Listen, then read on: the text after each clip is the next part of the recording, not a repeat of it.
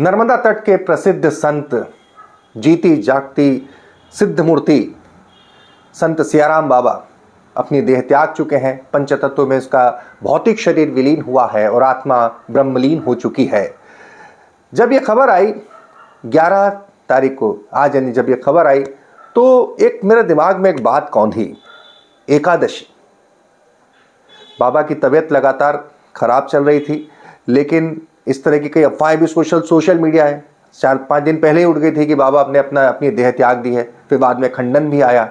तब से मन में था देवरा बाबा को जब मैं पढ़ता था, उनके बारे में सुना या उनके आखिरी इंटरव्यू को सुना, तब से मेरे मन में था कि इस तरह की हस्तियां जो कालातीत, उम्र से परे हो जाए, काल से परे हो जाए, उनके शायद वो जाने का वक्त वो स्वयं चुनते हैं। क्या समानता देवरा बाबा के जाने में और संत सियाराम बाबा के जाने में। एक तथ्य मेरे मस्तिष्क में था, सोचा आपसे भी शेयर करूंगा। आगे बढ़ूं उससे पहले बता दूं, मैं हूं भुवनेश सेंगर, देख रहे हैं आप दी लपेटा। वीडियो पूरा देखना, अच्छा लगे शेयर करना, पसंद आए सब्सक्राइब करना। संत सियाराम बाबा 110 वर्ष की ज्ञात उम्र, 110 वर्षों की ज्ञात उम्र में, जो कि नर्मदा में खरगोन जिले के भट्ट्यान गांव में नर्मदा के तट पर लगातार रहे। सभी तक उनके तमाम वीडियोस वायरल हैं। कभी कोई वीडियो में आता है कि उनके हाथ से अपने आप दिया जल जाता था। इतनी उम्र में भी वो जिस तरीके से नर्मदा स्नान करना, सेवा करना, और कई किंवदंतियां हैं सियाराम बाबा के बारे में, जो वर्तमान में आप सभी देख भी रहे हैं। दरअसल लगभग 15 दिन से उनकी तबीयत ठीक नहीं थी, स्वास्थ्य खराब चल रहा था। वैसे बाबा हमेशा इस उम्र तक भी कभी उन्होंने ऐसा नहीं, उनकी दिनचर्या ऐसी थी, बिल्कुल फिट थे, इसीलिए जाने जाते हैं।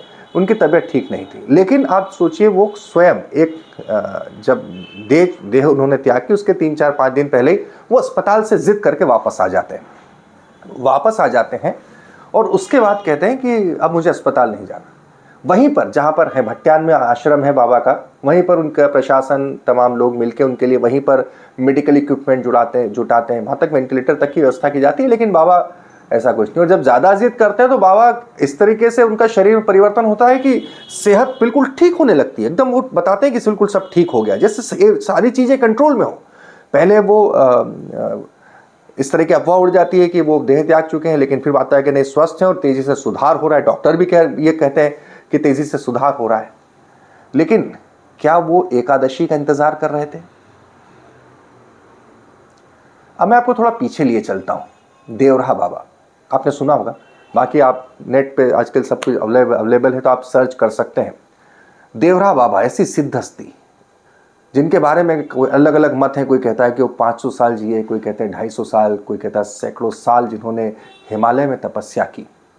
देवरा बाबा के बारे में कहा जाता है कि कुंभ में के कैंपस में वो जमीन से 12 फुट ऊंचा मचान बनाकर रहते थे, दिगंबर रहते थे, केवल स्नान के लिए नीचे उतरते थे।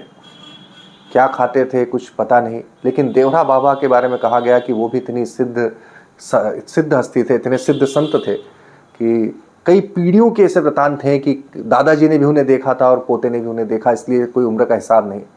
और उन्होंने 19 जून 1990 वो दिन था योगिनी, वो भी एकादशी थी, योगिनी एकादशी, जिस दिन देवरा बाबा जैसी बड़ी सिद्ध हस्ती ने अपना शरीर त्यागा था। और 11 दिसंबर 1924 वो भी एकादशी का दिन था जब संत सियाराम बाबा जैसी बड़ी हस्ती ने अपना शरीर त्यागा था। कोई साइंस नहीं है, लेकिन आस्था के बिना पर मेरा विश्वास है कि ऐसी सिद्ध हस्तियों के बूते होता है काल। और कब जाना है या कब शरीर त्यागना है, कब इस भौतिक शरीर का त्याग करना है और कब ब्रह्म में लीन होना है, ये भी इतनी बड़ी त्याग तपस्या की मूर्तियों के अख्तियार में होता होगा। तभी तो उस शायद वो वैकुंठ का दरवाजा, हालांकि सियाराम बाबा का तो जब देवलोक गमन हुआ है वो वैकुंठ मोक्षदा ही मोक्ष देने वाली एकादशी है, मोक्षदा एकादशी है। और देवरा बाबा का जो देवलोक गमन हुआ वो योगिनी एकादशी पे हुआ, तो शायद वहाँ के दरवाजे उस एकादशी पे खुलते होंगे। तभी इतनी दो सिद्ध हस्तियों के बीच में एक समान बात मिलती है कि दोनों का भौतिक देह का त्याग कहें, देवलोक गमन कहें या ब्रह्मलीन होना कहें, दोनों की तिथि एकादशी थी। वीडियो अच्छा लगे तो शेयर करना।